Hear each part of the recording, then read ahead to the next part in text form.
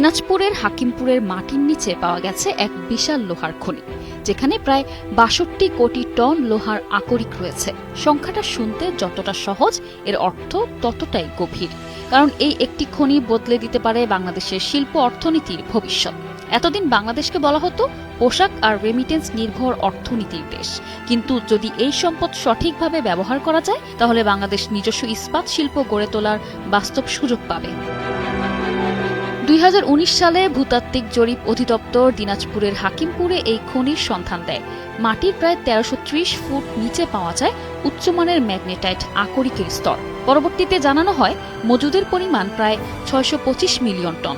শুধু লোহাই নয়, সেখানে তামা, নিকেল ও ক্রোমিয়ামও রয়েছে। অর্থাৎ এটি শুধু একটি খনি নয়, এটি হতে পারে বাংলাদেশের ভারী শিল্পের ভিত্তি।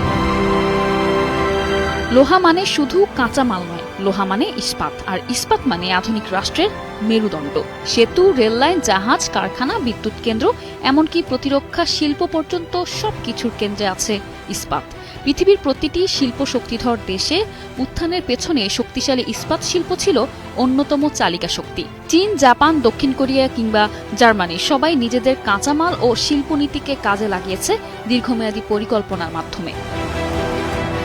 কিন্তু প্রশ্ন হচ্ছে, বাংলাদেশ কি সেই পথ ধরতে পারবে? ৬ বছর পেরিয়ে গেলেও এখনো পর্যন্ত খনিটি নিয়ে দৃশ্যমান কোনো বড় অগ্রগতি নেই। সমীক্ষা হয়েছে, আলোচনা হয়েছে, কিন্তু বাস্তব কাজ শুরু হয়নি।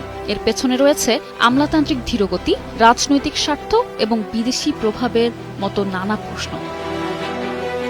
বাস্তবতা হলো, এত গভীর খনি উন্নয়নের প্রযুক্তি বাংলাদেশের নেই। বিদেশি সহযোগিতা লাগবে, কিন্তু বিদেশি প্রযুক্তি আর বিদেশি মালিকানা এক জিনিস নয়। বাংলাদেশ চাইলে বিদেশি বিনিয়োগ নিয়ে নিজেদের নিয়ন্ত্রণ বজায় রাখতে পারে।